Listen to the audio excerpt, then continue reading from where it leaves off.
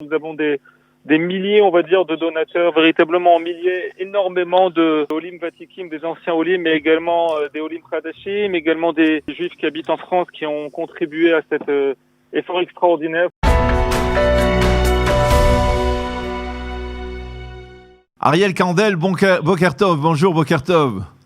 Boker Tov, Daniel. Alors je suppose que la nuit a été relativement courte pour vous parce que jusqu'à hier soir très tard, il y avait cette énorme mobilisation autour de la campagne de Tzedaka, de la campagne de collecte de fonds pour Kalita, Israël Tzedaka by Kalita, qui s'est terminée, on peut le dire, avec les objectifs qui ont été atteints, on peut le dire grosso modo, puisqu'on est autour de 9 millions de shekels de collecte. Expliquez-nous d'abord comment cette journée s'est déroulée. On peut le dire, assisté à une véritable mobilisation, une effervescence ici au Hub de l'Emploi, à côté de notre studio. Racontez-nous.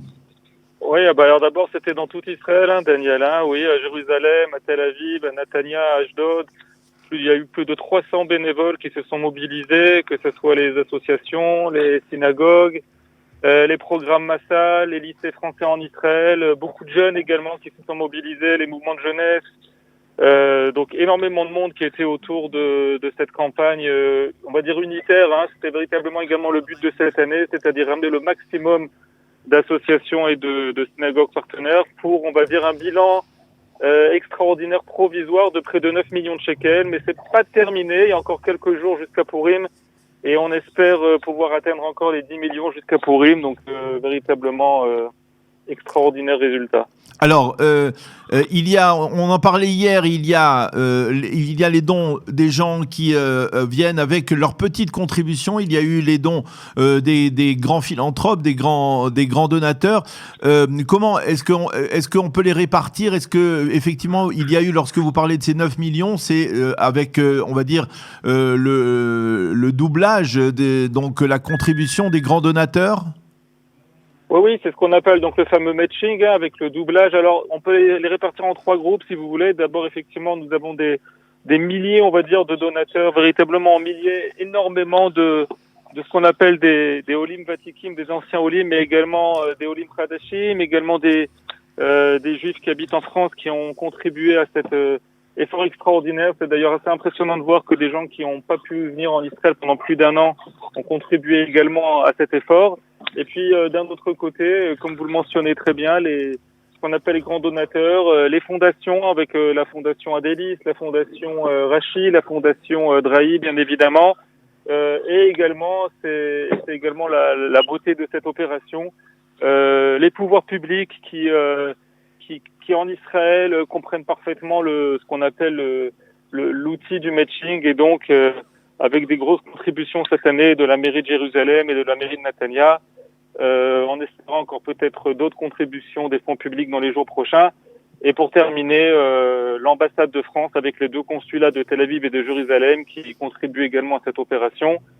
Et on pourrait citer également Rami Levy qui également participe depuis peu également à Israël Tzedaka by Kalita, en nous octroyant également une partie des bons alimentaires gratuitement.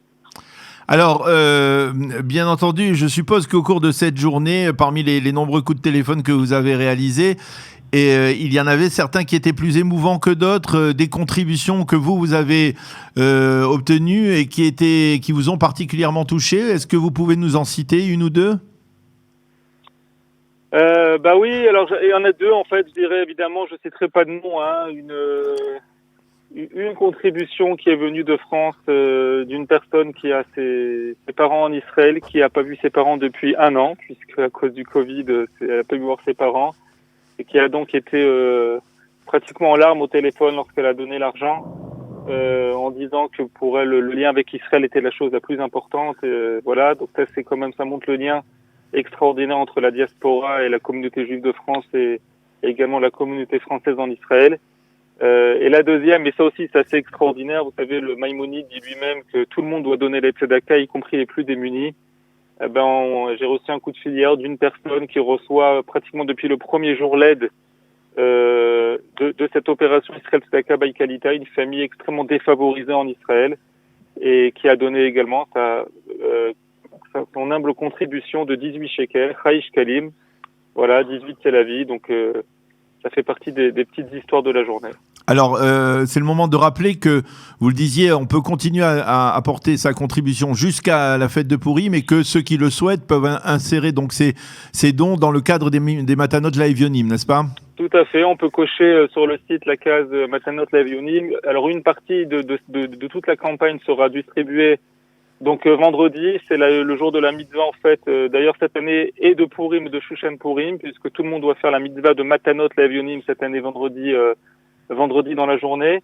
Voilà, et puis évidemment la majeure partie sera distribuée tout au long de l'année, c'est-à-dire pendant 12 mois. Alors c'est important de le rappeler, Ariel, peut-être de dire comment cette somme importante va être utilisée. En fait,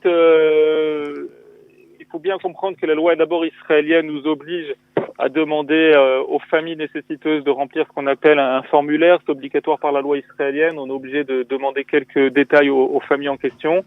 Donc on a déjà aujourd'hui plus de 900 familles qui sont répertoriées par Kalita et qui sont aidées par Kalita et les associations partenaires et les synagogues partenaires.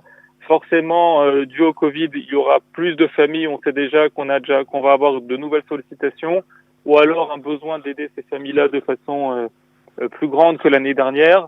Voilà. Et en plus de ça, forcément, également des étudiants qui sont un peu en difficulté ces derniers temps parce qu'ils ont perdu leur boulot d'étudiant pendant le Covid et donc aucune possibilité de pouvoir travailler. Et enfin également quelques soldats également qui nous sont indiqués par Tsahal et donc ça nous demande d'aider également pendant les week-ends. Évidemment, c'est pas pendant la semaine lorsqu'ils sont à la base, c'est pendant les week-ends. Donc voilà, donc tout ça, ce sera fait avec des comités qui sont faits entre Kalita et les associations et les synagogues pour pouvoir aider des milliers de personnes. Et comme je le redis, c'est important de le souligner encore ce matin, 90% de l'Aliyah des Juifs de France se portent bien ou très bien, et 10% ont besoin de notre aide. Donc nous sommes là pour pouvoir aider ces 10%. Alors, nous avons parlé donc au cours des 2 derniers jours donc de cette collecte, mais je voudrais qu'on termine cet entretien par téléphone avec en revenant sur aussi une action menée par Kalita ces derniers jours en marge, on va dire de cette collecte Israël Tzedaka by Kalita.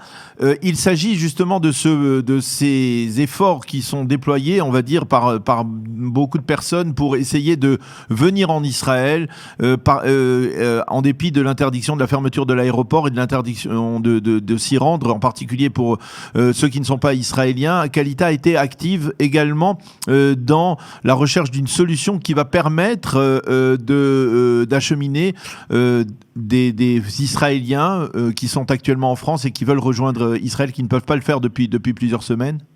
Oui, on a été alerté en fait jeudi puisque l'aéroport devait réouvrir en partie samedi soir, alors c'est dimanche à minuit, avec 2000 entrants qui devaient rentrer en Israël à partir de dimanche matin en fait. Et puis comme ça, on va dire avec une sorte de coup de baguette magique, tout d'un coup, tout ça a été annulé. Et on s'est rendu compte en fait que ça n'avait pas vraiment été annulé, qu'effectivement les avions de rapatriement continuent à venir de Francfort. Et puis tout d'un coup, on s'est rendu compte qu'il y avait également des avions qui avaient été mis en place de New York. Et donc une fois de plus, il a fallu s'agiter, pour pouvoir changer les choses. Donc effectivement, on a fait appel au Premier ministre Netanyahou, la ministre de Transport Regev, la ministre de la Klita également, parce qu'il faut bien savoir qu'il y a des Olim, à part les Franco-Israéliens qui ne peuvent pas rentrer en ce moment en Israël, il y a également des Olim qui sont censés arriver, et donc c'était très compliqué. Donc a priori, je dis bien a priori, un avion de Olim devrait partir demain avec une centaine de Olim. Et pour les Franco-Israéliens, on espère effectivement avoir des résultats. Forcément, on a également fait appel à l'aide de Meir Habib, qui est donc très proche du Premier ministre, avec qui j'ai eu de très longues discussions par rapport à ça. Et on le remercie dans ses efforts. Également le député Yossi Tayeb, qui également a essayé de bouger de son côté. Et puis, comme d'habitude, si tout le monde se met à bouger dans ce genre de cas, on espère avoir des résultats. Et on espère au moins voir quelques avions de rapatriement arriver cette semaine et la semaine prochaine depuis Paris. Faut bien expliquer à nos auditeurs que Francfort, c'est une solution qui peut éventuellement être adapté à des jeunes, mais pour des retraités, faire 5 heures de voiture jusqu'à Francfort, attendre 5 heures un avion, reprendre un autre avion, traîner des valises, c'est pratiquement impossible à faire. Et donc l'État d'Israël se doit également de faire partir des avions d'une ville centrale comme Paris. Donc la bonne nouvelle que l'on peut annoncer, donc, c'est qu'il y aura à la fin de la semaine un avion qui acheminera une centaine d'Olim Hadashim, on l'espère, voilà. Alors les Olim normalement demain, et un autre avion de rapatriement pour des Franco-Israéliens dans le courant de la semaine. Je dis bien on espère parce que encore une fois dans ce pays tout est très dynamique. Donc il faut être très, on va dire, vigilant, on va dire ça comme ça. Vigilant et patient. Et maintenir la pression jusqu'à que le premier avion de Paris parte. Et d'ailleurs, même quand il sera parti cet avion, il faudra continuer à être vigilant pour que d'autres avions partent également la semaine prochaine. C'est essentiel. Il y a véritablement des gens qui ont besoin de revenir en Israël et l'État d'Israël doit les ramener, tout simplement.